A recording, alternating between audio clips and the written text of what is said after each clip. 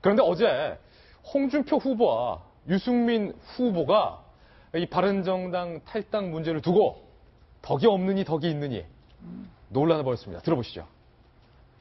흉악범은 사형 집행을 해야 된다면서요? 그렇습니다. 성폭력범은요? 성폭력범이 아니라 성폭력 말하자면 그 자매폭력하고 그 여성 성폭력을 하고 살해하고 한 사람들이 지금 사형수가 좀 있습니다. 나는 그 성폭력범 문제가 아니고 그것도 내가 무슨 말을 하려고 하는지 내가 알겠는데. 무슨 말을 하려고 그러는데. 그런데 그런 식으로 비열하게 하면 안 되고. 아니 비열한 거는 내가 지금 어제 바른정당 의원들을 이제 만나보니까 왜 나오려고 하냐 그래 물으니까 후보가 덕이 없어서 도저히 대선을 못 치르겠다. 그래서 나오려고 한다고 합니다. 한번 물어보세요. 가서. 제가 그런 식으로 예. 비열하게 질문하니까 예.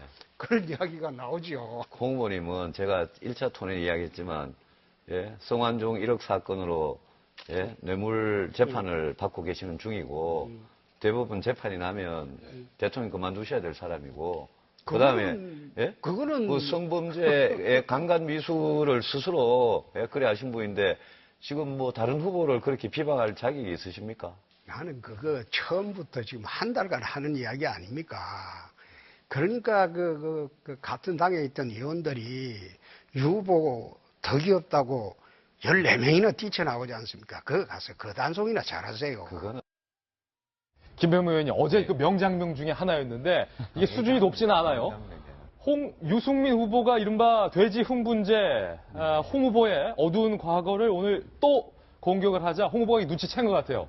눈치채고 그러니까 그 덕이 없으니까 의원들이 뛰쳐나오지 않습니까? 라고 받아쳤는데 이건 뭐 누구의 잘못이 더 큽니까? 홍준표 후보가 눈치가 굉장히 빠르네요. 저는 무슨 얘기하는지 사실 못 알아들었거든요. 예. 사형을 집행하는 부분을 가지고 되자도 안 나왔어요. 예, 전혀 안 나왔어요. 얘기를 했는데 예. 거기에 대해서 이제 성폭력법 얘기까지 나오니까 홍준표 후보의 눈빛이 딱 흔들리더니 비열하게라는 얘기를 끄집어내지 않았습니까? 그러니까 말 그대로 유승민 후보가 하고 싶었던 얘기는 홍 후보가 사형을 강력범죄에서 집행하겠다라고 하는데 과거에 있었던 성폭력 모의 사건에 가담한 전력이 있지 않느냐라는 얘기 끄집어내면서 그럼 이런 사람도 사형을 집행합니까라는 얘기를 끄집어내려는 게 아니었냐라고 생각을 했던 것 같고요. 2단계가 더 남아있는데 예. 홍 후보가 눈치챘다. 벌써 한 3단계까지 남아있는데 예. 1단계에서 눈치를 챘다라는 건 굉장히 빠르다라는 생각이 들고요. 예. 여기에 대해서 바로 유승민 후보가 가장 뼈아프게 생각할 만한 바른정당 의원들에 대한 탈당 문제를 가지고 후보의 리더십 문제를 끄집어냈기 때문에 사실은 저 홍 후보가 저렇게 언급하기 전까지 다른 후보들도 조금 가슴 아픈 일이니까 좀 쉬쉬하는 그런 분위기가 있었거든요. 여기에 대해서 쉽게 얘기를 끄집어내기 어려웠던 예. 거고요. 앞서 저희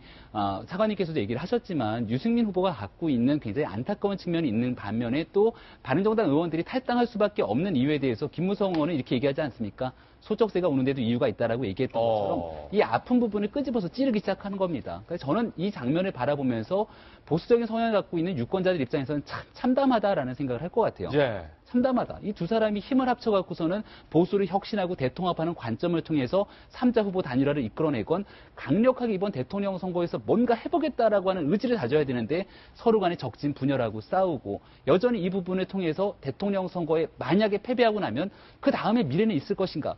여기에 대해서도 암담한 거예요. 그런 과정들의 좀 미래를 보여주기 위한 토론 장면에서는 특히나 보수적인 성향을 가진 유권자들 입장에서 굉장히 암담했던 한 장면이 아닌가 싶습니다. 암담했다. 뭐 성폭력범 사형 얘기하고 덕이 없다 얘기하고 앉아있으니 얼마나 암담했냐라는 지적인데 차관님께서 보시면 어때요?